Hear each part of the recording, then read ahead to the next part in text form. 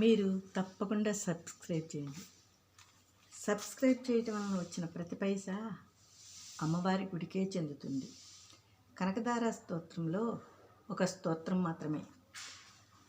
ఆమిలీతాక్షమధిగమ్య ముదాముకుందం ఆనందకందమనిమేషమనంగతంత్రం అకేకరస్థితః కనీనికః పద్మనేత్రం బృద్వైభవన్మమ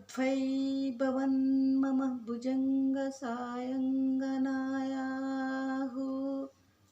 ఎల్లప్పుడూ ఆనందమిచ్చుచున్న కొద్దిగా తెరిచిన నేత్రములు కలవాడు, మన్మధుని వశము చేసుకునిన రూపము గలవాడు, శేషసాయి మీద పవళించినవాడు మహావిష్ణువు. సగము మూసిన స్థిరమైన కనుపాపలతో పద్మము వంటి కన్నులు కలిగినటువంటిదైన కళ్యాణ రూపిణి, నాకు శుభాన్ని కలిగించమ్మా.